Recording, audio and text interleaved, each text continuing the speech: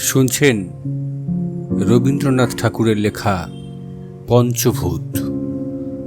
আজ পঞ্চভূতের দ্বিতীয় পর্বে আমি আপনাদের সাথে পার্থসারথী।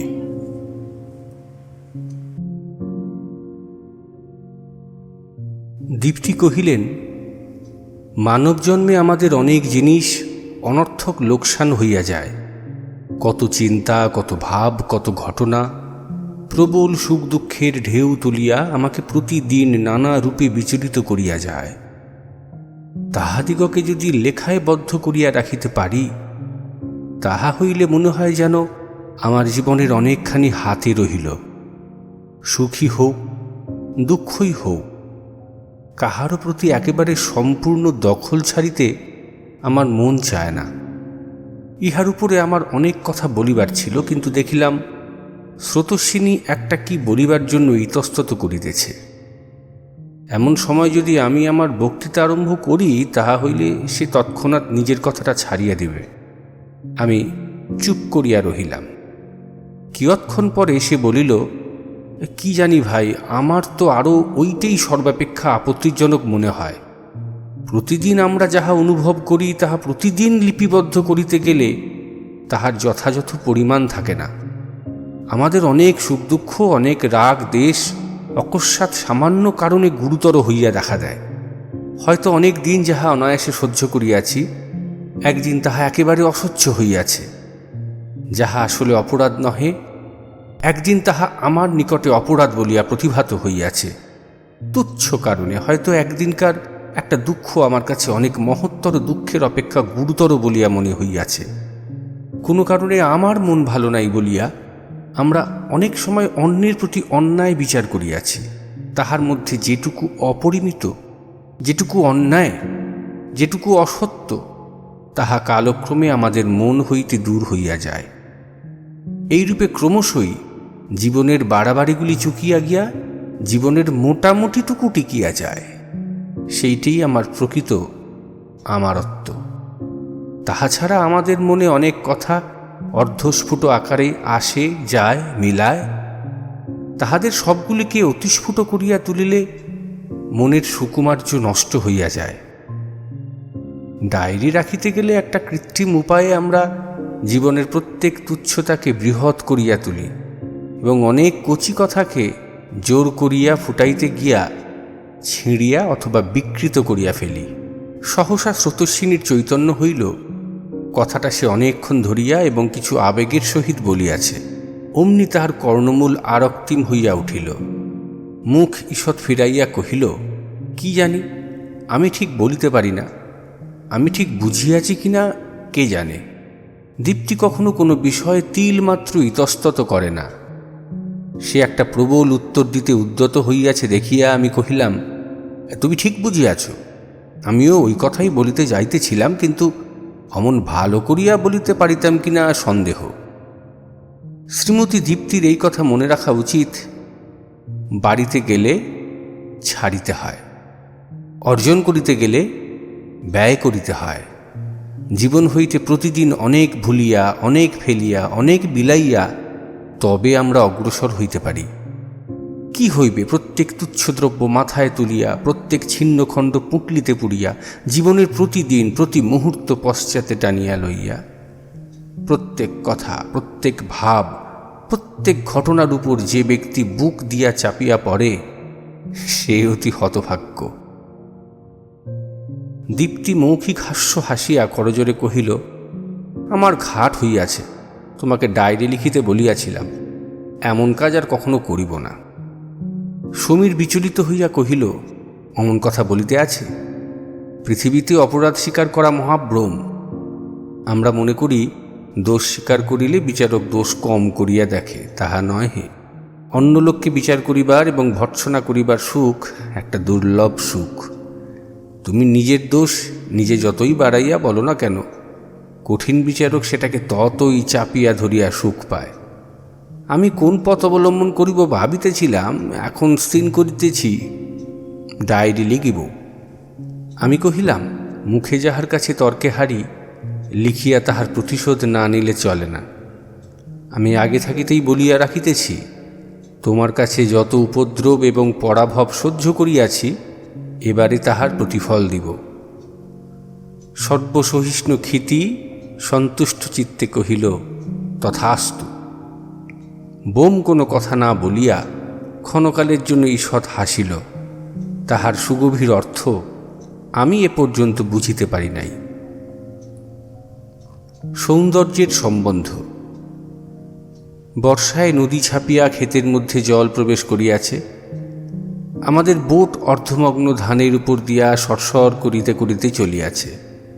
অদূরে উচ্চভূমিতে একটা প্রাচীর বেষ্টিত একতলা কোঠাবাড়ি এবং 2-4টি টিনের ছাদ বিশিষ্ট কুটির কলা, কাঁঠাল, আম, বাঁশঝাড় এবং বৃহৎ বাঁধানো অশ্বত্থ গাছের মধ্য দিয়া দেখা যাইতেছে। সেখান হইতে একটা সরু সুরের সানাই এবং গোটাকত ঢাক ঢোলের শব্দ শোনা গেল।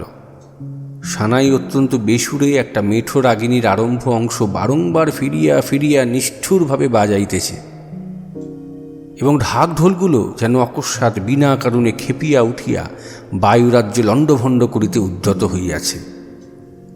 স্রোতস্বিনী মনে করিল, নিকটে কোথাও বুঝি একটা বিবাহ আছে।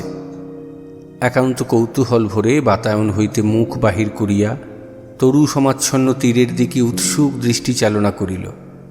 আমি ঘাটে বাঁধা নৌকার মাঝিকে জিজ্ঞাসা করিলাম, কিরে, বাজনা কিসের? সে কহিল, আজ জমিদারের পুণ্যাহ।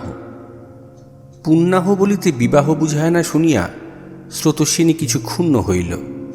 সে ওই তরুচ্ছায়া ঘন গ্রাম্য পথটার মধ্যে কোনো এক জায়গায় ময়ূরপঙ্খীতে একটি চন্দন চর্চিত অজাতশশ্রু নববর অথবা লজ্জামণ্ডিতা রক্তাম্বরা নববধূকে দেখিবার প্রত্যাশা করিয়াছিল। আমি কহিলাম, পুণ্যাহ অর্থে জমিদারি বৎসরের আরম্ভ দিন। আজ প্রজারা যাহার যেমন ইচ্ছা কিছু কিছু খাজনা লইয়া কাছারি ঘরে টোপর পরা বর বেশধারী নায়েবের সম্মুখে আনিয়া উপস্থিত করিবে। সে টাকা সেদিন গণনা করিবার নিয়ম নাই, অর্থাৎ খাজনা দেনা পাওনা যেন কেবলমাত্র স্বেচ্ছাকৃত একটা আনন্দের কাজ। ইহার মধ্যে একদিকে নীচ লোভ, অপরদিকে হীন ভয় নাই। প্রকৃতিতে তরুলতা যেমন আনন্দ মহোৎসবে বসন্তকে পুষ্পাঞ্জলি দেয় এবং বসন্ত তাহা সঞ্চয় ইচ্ছায় গণনা করিয়া লয় না, সেই রূপ ভাবটা আর কি। দীপ্তি কহিল, কাজটা তো খাজনা আদায়, তার মধ্যে আবার বাজনা বাদ্য কেন? খিতু কহিল, ছাক শিশুকে যখন বলিদান দিতে লইয়া যায় তখন কি তাহাকে মালা পরাইয়া বাজনা বাজায় না? আজ খাজনা দেবীর নিকটে বলিদানের বাদ্য বাজিতেছে। আমি কহিলাম, সেই হিসেবে দেখিতে পারো বটে, কিন্তু বলি যদি দিতেই হয় তবে নিতান্ত পশুর মতো পশু হত্যা না করিয়া উহার মধ্যে যতটা পারা যায় উচ্চ ভাব রাখাই ভালো। ক্ষিতি কহিল, আমি তো বলি যেটার যাহা সত্য ভাব তাহাই রক্ষা করা ভালো। অনেক সময় নীচ কাজের মধ্যে উচ্চ ভাব আরোপ করিয়া উচ্চ ভাবকে নীচ করা হয়। আমি কহিলাম, ভাবের সত্য মিথ্যা অনেকটা ভাবনার উপরে নির্ভর করে। আমি একভাবে এই বর্ষার পরিপূর্ণ নদীটিকে দেখিতেছি, আর ওই জেলে আর একভাবে দেখিতেছে। আমার ভাব যে একচুল মিথ্যা এ কথা আমি স্বীকার করতে পারি না। সমীর কহিল, অনেকের কাছে ভাবের সত্য মিথ্যা ওজন দরে পরিমাপ হয়। যেটা যে পরিমাণে মোটা সেটা সেই পরিমাণে সত্য। সৌন্দর্যের অপেক্ষা ধূলি সত্য, স্নেহের অপেক্ষা স্বার্থ সত্য, প্রেমের অপেক্ষা ক্ষুধা সত্য। আমি কহিলাম, কিন্তু তবু চিরকাল মানুষ এই সমস্ত ওজনে ভারী মোটা জিনিসকে একেবারে অস্বীকার করিতে চেষ্টা করিতেছে। ধূলিকে আবৃত করে, স্বার্থকে লজ্জা দেয়, ক্ষুধাকে অন্তরালে নির্বাসিত করিয়া রাখে। মলিনতা পৃথিবীতে বহুকালের আদিম সৃষ্টি। ধূলি জঞ্জালের অপেক্ষা প্রাচীন পদার্থ মেলাই কঠিন। তাই বলিয়া সেইটাই সবচেয়ে সত্য হইল, আর অন্তঃপুরের যে লক্ষ্মী রূপিণী গৃহিণী আসিয়া তাহাকে ক্রমাগত ধৌত করিতে চেষ্টা করিতেছে, তাহাকেই কি মিথ্যা বলিয়া উড়াইয়া দিতে হইবে? ক্ষিতি কহিল, তোমরা ভাই এত ভয় পাইতেছ কেন? আমি তোমাদের সেই অন্তঃপুরের ভিত্তিতলে ডায়নামাইট লাগাইতে আসি নাই।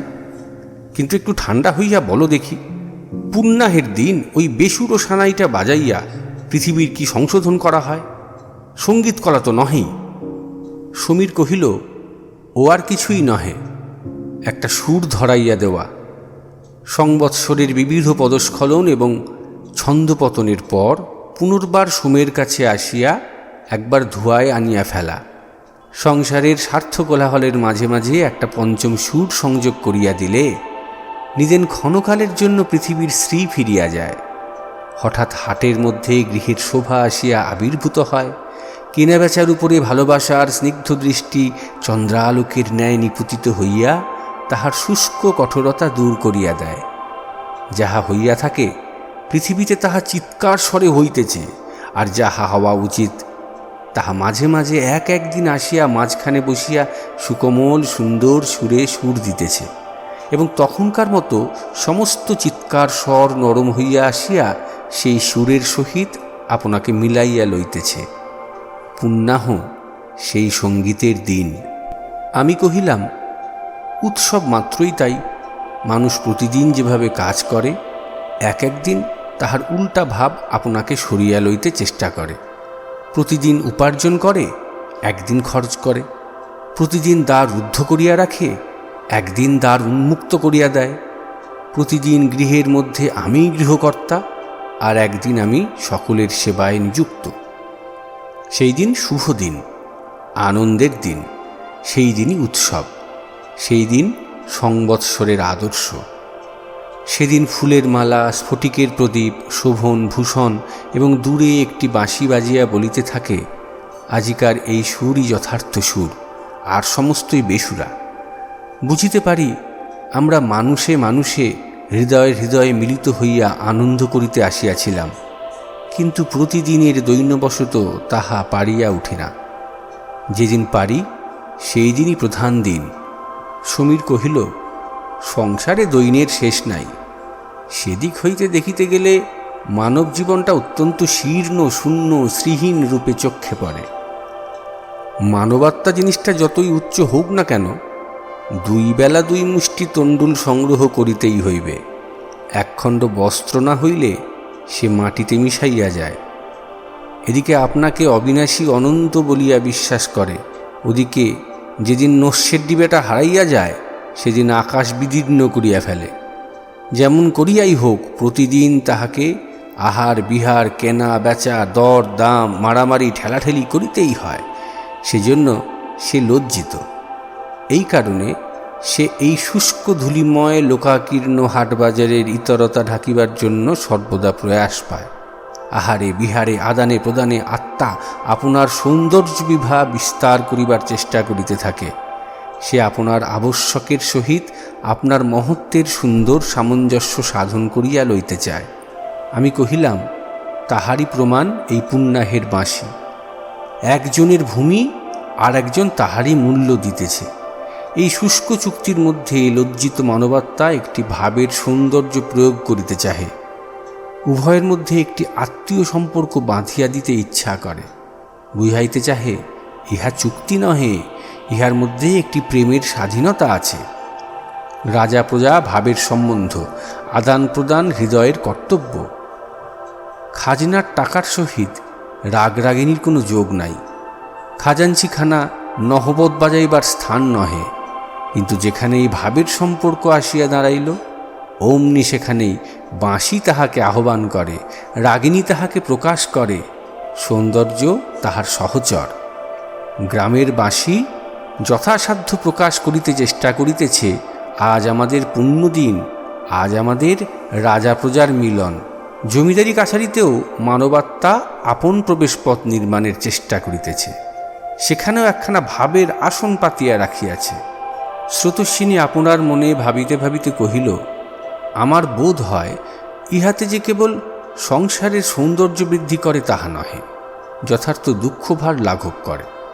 সংসারে উচ্চ নীচতা যখন আছেই, সৃষ্টিলোভ ব্যতীত কখনোই যখন তাহা ধ্বংস হইবার নহে, তখন উচ্চ এবং নিচের মধ্যে একটা অবিচ্ছিন্ন সম্বন্ধ থাকিলে উচ্চতার ভার বহন করা সহজ হয়। চরণের পক্ষে দেহভার বহন করা সহজ, বিচ্ছিন্ন বাহিরের বোঝাই বোঝা। উপমা প্রয়োগপূর্বক একটা কথা ভালো করিয়া বলিবা মাত্র স্রোতস্বিনীর লজ্জা উপস্থিত হয়, যেন একটা অপরাধ করিয়াছে। অনেকে অন্যের ভাব চুরি করিয়া নিজের বলিয়া চালাইতে এইরূপ কুণ্ঠিত হয় না। বোম কহিল, যেখানে একটা পরাভব অবশ্য স্বীকার করিতে হইবে, সেখানে মানুষ আপনার হীনতা দুঃখ দূর করিবার জন্য একটা ভাবের সম্পর্ক পাতাইয়া লয়। কেবল মানুষের কাছে বলিয়া নয়, সর্বত্রই। পৃথিবীতে প্রথম আগমন করিয়া মানুষ যখন দাবাগ্নি ঝটিকা বন্যার সহিত কিছুতেই পারিয়া উঠিল না, পর্বত যখন শিবের প্রহরী নন্দীর ন্যায় তর্জনী দিয়া পথ রোধপূর্বক নীরবে নীলাকাশ স্পর্শ করিয়া দাঁড়াইয়া রহিল, আকাশ যখন স্পর্ধাতীত অবিচল মহিমায় অমোঘ ইচ্ছা বলে কখনো বৃষ্টি কখনো বজ্রবর্ষণ করিতে লাগিল, তখন মানুষ তাহাদের সহিত দেবতা পাতাইয়া বসিল। নহিলে চিরনিবাস ভূমি প্রকৃতির সহিত কিছুতেই মানুষের সন্ধি স্থাপন হইত না।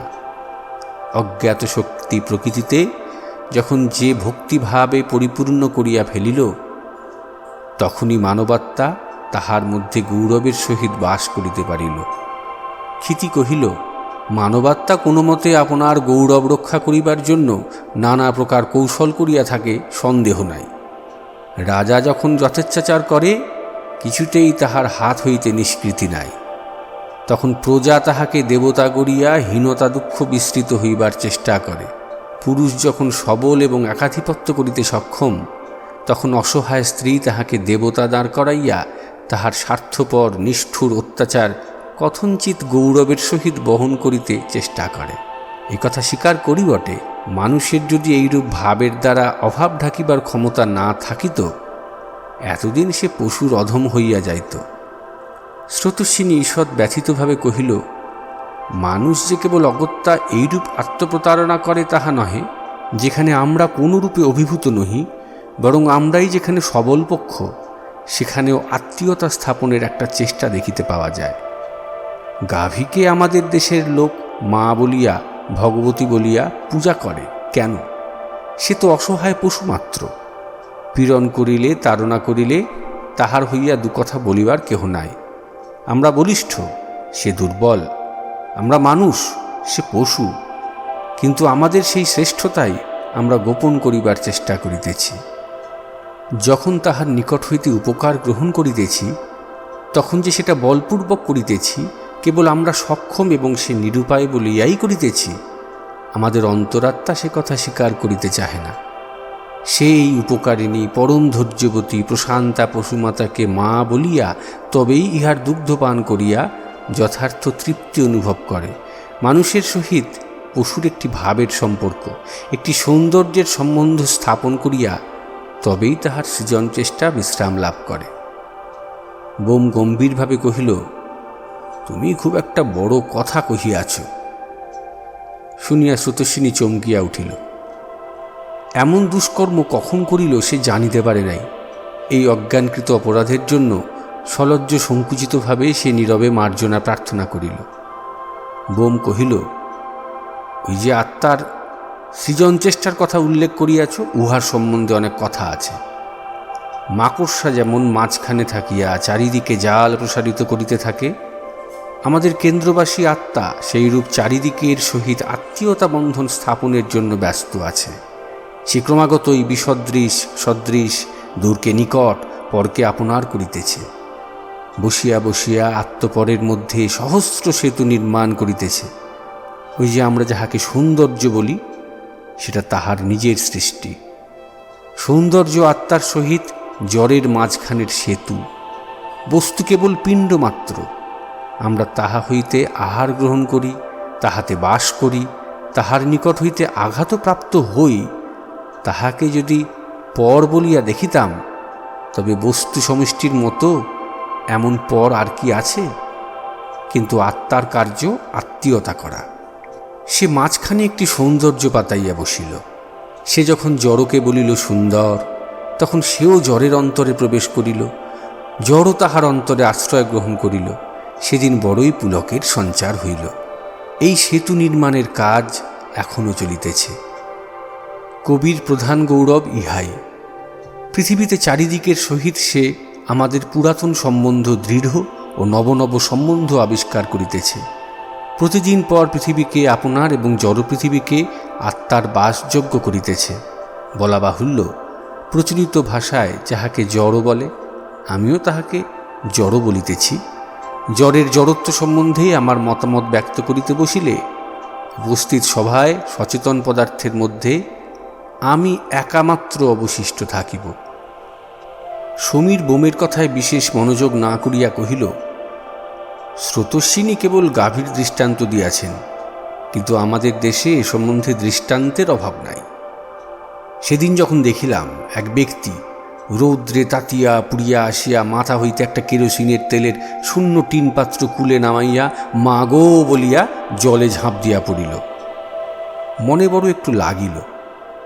এই যে স্নিগ্ধ সুন্দর সুগভীর জলরাশি সুমিষ্ট কলস্বরে দুই তীরকে স্তনদান করিয়া চলিয়াছে, ইহারই শীতল ক্রোড়ে তাপিত শরীর সমর্পণ করিয়া দিয়া ইহাকে মা বলিয়া আহ্বান করা, অন্তরের এমন সুমধুর উচ্ছ্বাস আর কি আছে? এই ফলশস্য সুন্দরা বসুন্ধরা হইতে পিতৃপিতামহ সেবিত আজন্ম পরিচিত বাস্তুগৃহ পর্যন্ত যখন স্নেহ সচিব আত্মীয় রূপে দেখা দেয়, তখন জীবন অত্যন্ত উর্বর সুন্দর শ্যামল হইয়া ওঠে। তখন জগতের সঙ্গে সুগভীর যোগ সাধন হয়। জড় হইতে জন্তু এবং জন্তু হইতে মানুষ পর্যন্ত যে একটি অবিচ্ছেদ্য ঐক্য আছে, একথা আমাদের কাছে অত্যদ্ভুত বোধ হয় না। কারণ বিজ্ঞান একথার আভাস দিবার পূর্বে আমরা অন্তর হইতে একথা জানিয়াছিলাম। পণ্ডিত আসিয়া আমাদের জ্ঞাতি সম্বন্ধের কুলজি বাহির করিবার পূর্বেই আমরা নারীর টানে সর্বত্র ঘরকন্যা পাতিয়া বসিয়াছিলাম। আমাদের ভাষায় থ্যাঙ্ক শব্দের প্রতিশব্দ নাই বলিয়া কোনো কোনো ইউরোপীয় পণ্ডিত সন্দেহ করেন আমাদের কৃতজ্ঞতা নাই, কিন্তু আমি তাহার সম্পূর্ণ বিপরীত দেখিতে পাই। কৃতজ্ঞতা স্বীকার করিবার জন্য আমাদের অন্তর যেন লালায়িত হইয়া আছে। জন্তুর নিকট হইতে যাহা পাই, জড়ের নিকট হইতে যাহা পাই, তাহাকেও আমরা স্নেহ দয়া উপকার রূপে জ্ঞান করিয়া প্রতিদান দিবার জন্যে ব্যগ্র হই। যে জাতির লাঠিয়াল আপনার লাঠিকে, ছাত্র আপনার গ্রন্থকে এবং শিল্পী আপনার যন্ত্রকে কৃতজ্ঞতা অর্পণ লালসায় মনে মনে জীবন্ত করিয়া তোলে, একটা বিশেষ শব্দের অভাবে সেই জাতিকে অকৃতজ্ঞ বলা যায় না। আমি কহিলাম, বলা যাইতে পারে, কারণ আমরা কৃতজ্ঞতার সীমা লঙ্ঘন করিয়া চলিয়া গিয়াছি। আমরা যে পরস্পরের নিকট অনেকটা পরিমাণে সাহায্য অসংকোচে গ্রহণ করি, অকৃতজ্ঞতা তাহার কারণ নহে। পরস্পরের মধ্যে স্বাতন্ত্র্যভাবের অপেক্ষাকৃত অভাবই তাহার মধ্যে প্রধান কারণ। ভিক্ষুক এবং দাতা, অতিথি এবং গৃহস্থ, আশ্রিত এবং আশ্রয়দাতা, প্রভু এবং ভৃত্যের সম্বন্ধ যেন একটা স্বাভাবিক সম্বন্ধ। সুতরাং সেই স্থলে কৃতজ্ঞতা প্রকাশপূর্বক ঋণমুক্ত হইবার কথা কাহারও মনে উদয় হয় না। বোম কহিল, বিলাতি হিসেবে কৃতজ্ঞতা আমাদের দেবতাদের প্রতিও নাই। ইউরোপীয় যখন বলে থ্যাঙ্ক গড, তখন তাহার অর্থ এই, ঈশ্বর যখন মনোযোগপূর্বক আমার একটা উপকার করিয়া দিলেন, তখন সেই উপকারটা স্বীকার না করিয়া বর্বরের মতো চলিয়া যাইতে পারি না। আমাদের দেবতাকে আমরা কৃতজ্ঞতা দিতে পারি না, কারণ কৃতজ্ঞতা দিলে তাহাকে অল্প দেওয়া হয়, তাহাকে ফাঁকি দেওয়া হয়, তাহাকে বলা হয়, এই তোমার কাজ তুমি করিলে, আমার কর্তব্য আমি সারিয়া দিয়া গেলাম। বরঞ্চ স্নেহের এক প্রকার অকৃতজ্ঞতা আছে, কারণ স্নেহের দাবির অন্ত নাই। সেই স্নেহের অকৃতজ্ঞতাও স্বাতন্ত্র্যের কৃতজ্ঞতা অপেক্ষা গভীরতর, মধুরতর। রামপ্রসাদের গান আছে, তোমায় মা মা বলে আর ডাকবো না, আমায় দিতেছ কত যন্ত্রণা। এই উদার অকৃতজ্ঞতা কোনো ইউরোপীয় ভাষায় তর্জমা হইতে পারে না। ক্ষিতি কটাক্ষ সহকারে কহিল, ইউরোপীয়দের প্রতি আমাদের যে অকৃতজ্ঞতা, তাহারও বোধ হয় একটা গভীর এবং উদার কারণ কিছু থাকিতে পারে। জড়প্রকৃতির সহিত আত্মীয় সম্পর্ক স্থাপন সম্বন্ধে যে কথাগুলি হইল, তাহা সম্ভবত অত্যন্ত সুন্দর এবং গভীর, যে তাহার আর কোনো সন্দেহ নাই। কারণ এই পর্যন্ত আমি সম্পূর্ণ তলাইয়া উঠিতে পারি নাই। সকলেই তো একে একে বলিলেন যে আমরাই প্রকৃতির সহিত ভাবের সম্পর্ক পাতাইয়া বসিয়াছি, আর ইউরোপ তাহার সহিত দূরের লোকের মতো ব্যবহার করে। কিন্তু জিজ্ঞাসা করি, যদি ইউরোপীয় সাহিত্য, ইংরেজি কাব্য আমাদের না জানা থাকিত, তবে আজিকার সভায় এই আলোচনা কি সম্ভব হইত? এবং যিনি ইংরেজি কখনো পড়েন নাই, তিনি কি শেষ পর্যন্ত ইহার মর্ম গ্রহণ করিতে পারিবেন? আমি কহিলাম, না, কখনোই না। তাহার একটু কারণ আছে। প্রকৃতির সহিত আমাদের যেন ভাই বোনের সম্পর্ক, এবং ইংরাজ ভাবুকের যেন স্ত্রী পুরুষের সম্পর্ক। আমরা জন্মাবধি আত্মীয়, আমরা স্বভাবতই এক। আমরা তাহার মধ্যে নবনব বৈচিত্র্য, পরিসূক্ষ্ম ভাবোচ্ছায়া দেখিতে পাই না।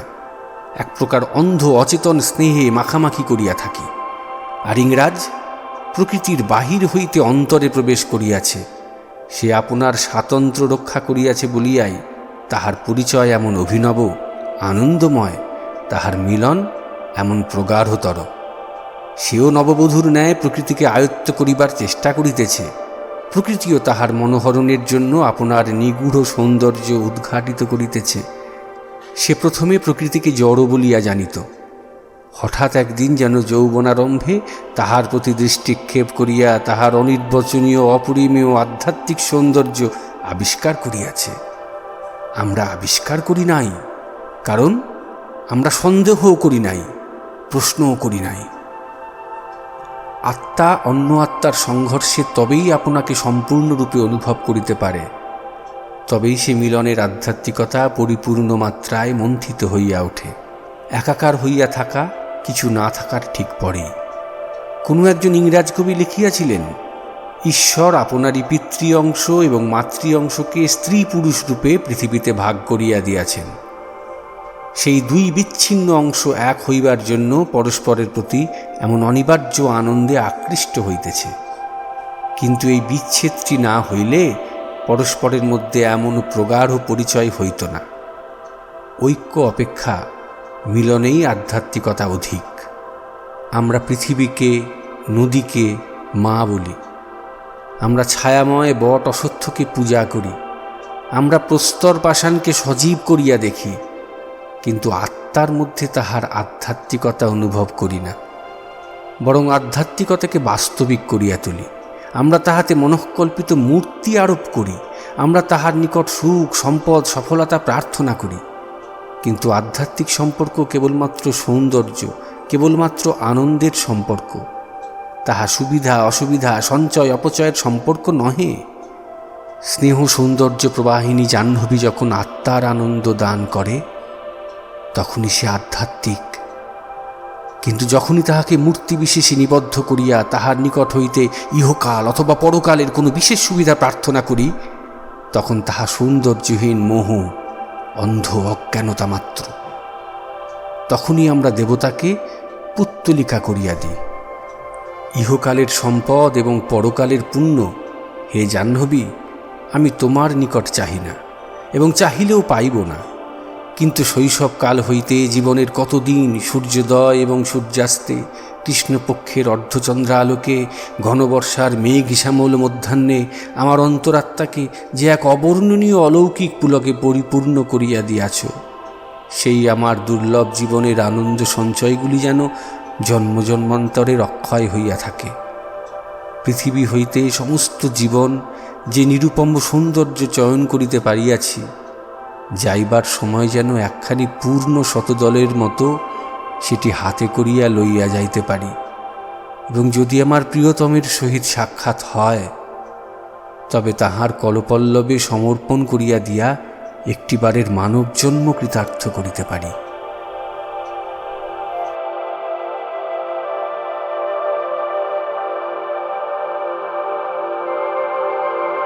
এতক্ষণ শুনছিলেন রবীন্দ্রনাথ ঠাকুরের লেখা পঞ্চভূত। আজ পঞ্চভূতের দ্বিতীয় পর্বে আমি আপনাদের সাথে ছিলাম পার্থসারথী। শুনতে থাকুন পরবর্তী অংশ।